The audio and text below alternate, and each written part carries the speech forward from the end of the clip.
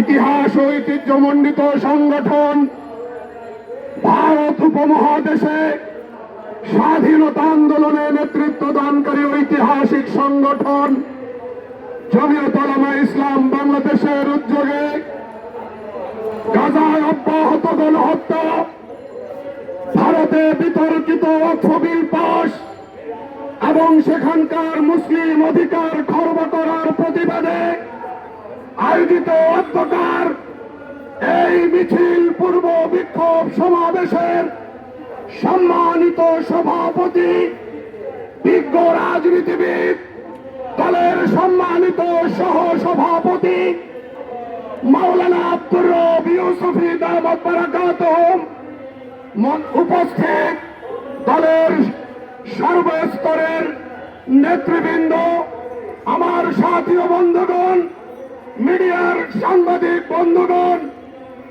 আমরা সর্বপ্রথম মহান রব্বুল আলামিনের শুকরিয়া আদায় করছি, যিনি মজলুমদের প্রতি সংহতি প্রকাশ করতে গিয়ে মজলুম ফিলিস্তিনি আর গাজাবাসীর পক্ষে দাঁড়াতে গিয়ে আজকে আমাদেরকে এই কর্মসূচি পালন করার সুযোগ দিয়েছেন। আমরা সবাই কালিমাতুশ শুকর পড়ছি আলহামদুলিল্লাহ। সাথী ও বন্ধুগণ, আপনারা অবগত আছেন গত 18 মার্চ হামাসের সঙ্গে যুদ্ধবিরতির চুক্তি সই করে ইসরায়েল এই চুক্তি ভঙ্গ করেছে। আপনারা অবগত আছেন গাজায় ব্যাপকভাবে গণহত্যা চালিয়ে এই হায়না দখলদার রাষ্ট্র মানবতার মানবাধিকারকে পদদলিত করে চলেছে। আজকে আপনারা অবগত আছেন বিগত 6 সপ্তাহ ধরে ফিলিস্তিনের সীমানায় কোন সহায়তা সামগ্রী ঢুকতে দেওয়া হচ্ছে না। আপনারা অবগত আছেন গত 1 মাসে 5 লক্ষ গাজাবাসী বাস্তুচ্যুত হয়েছে। বোঝা যায় এই মুহূর্তে সারা দুনিয়ার জন্য ইসরায়েল একটি বিস্ফোরা। বলেন, ইসরায়েল একটি বিস্ফোরা। সারা দুনিয়ার জন্য ইসরায়েল বিস্ফোরা। অপারেশন করতেই হবে, এই বিস্ফোরণকে নির্মূল করতেই হবে। এই পৃথিবীতে যদি সভ্যতা প্রতিষ্ঠা করতে হয়, মানবতাকে সুরক্ষা দিতে হয়, ইসরায়েলকে টুটি চেপে ধরার কোন বিকল্প নাই। তাই পৃথিবীর সমস্ত মানবতাবাদী, সমস্ত মানবতা প্রেমিক মানুষকে সিদ্ধান্ত নিতে হবে ইসরায়েল আর ইসরায়েলের মিত্র শক্তির সকল রকম পণ্য বয়কট করতে হবে। এই পণ্য বর্জন আন্দোলনকে আমরা আরো জোরদার করতে চাই। বাংলাদেশ মুসলিম সংখ্যাগরিষ্ঠ দেশ।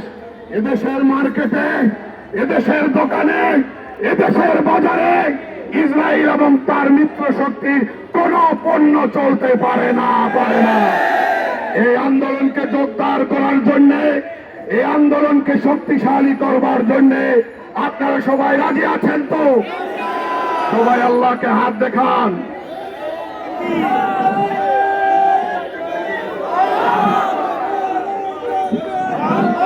সাথী ও বন্ধুগণ,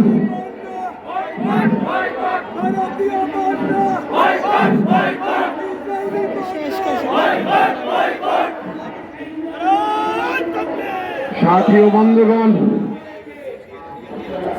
সাথী ও বন্ধুগণ, আমার ধর্মপ্রাণ মুসলিম জনতা, মানবতা প্রিয় জনতা, আপনারা জানেন ভারতের পার্লামেন্টে একটি বিতর্কিত ওয়াকফ বিল পাশ হয়েছে। এই আইনের বিরুদ্ধে গোটা ভারতবর্ষে প্রতিবাদের আগুন জ্বলছে। এই প্রতিবাদে একটা পর্যায়ে গতকাল সুপ্রিম কোর্ট এই বিতর্কিত আইনকে স্থগিত করেছে, এই বিতর্কিত বিলকে স্থগিত ঘোষণা করেছে। আমরা কোর্টের এই রায়কে স্বাগত জানাই, আমরা কোর্টের এই রায়কে স্বাগত জানাই। তবে শুধু স্থগিত নয়, বাতিল করতে হবে, বাতিল করতে হবে। ভারতে আর এই বিতর্কিত ওয়াকফ বিল চলবে না, বিতর্কিত ওয়াকফ বিল ভারতে আর চলবে না। বিতর্কিত ওয়াকফ বিল স্লোগান উঠাইতে হবে, বিতর্কিত ওয়াকফ বিল, বিতর্কিত ওয়াকফ বিল ভারতে আর চলবে না, চলতে দেওয়া হবে না। সাথী ও বন্ধুগণ, ভারতে প্রায় 10 লক্ষ একর ওয়াকফ সম্পত্তি রয়েছে। কত কত? প্রায় 10 লক্ষ একর ওয়াকফ সম্পত্তি রয়েছে। মূলত এই ওয়াকফ সম্পত্তির উপরে নিয়ন্ত্রণ প্রতিষ্ঠা করে, এই ওয়াকফ সম্পত্তির উপরে প্রতিষ্ঠিত অসংখ্য অগণিত মাদ্রাসা মসজিদ বন্ধ করে দেওয়াই হলো মূল এজেন্ডা। এটা হতে দেওয়া যাবে না। আজকে বাইতুল মোকাররমের উত্তর গেটে জমিয়ত উলামা ইসলাম বাংলাদেশের এই বিক্ষোভ সমাবেশ থেকে স্পষ্ট বলতে চাই, আমরা দেখে যেতেও পারি, নাও যেতে পারি। ইনশাআল্লাহ একদিন না একদিন এই ভারতেই হবে মুসলিম সংখ্যাগরিষ্ঠ দেশ। উপায় নাই, এই দৌরাত্ম চলবে না। এই আস্ফালন কসাই মোদিকে বন্ধ করতেই হবে। আল্লাহ আমাদের সবাইকে তৌফিক দান করুন। নাসরুম মিনাল্লাহি ওয়া ফাতহুন করিম।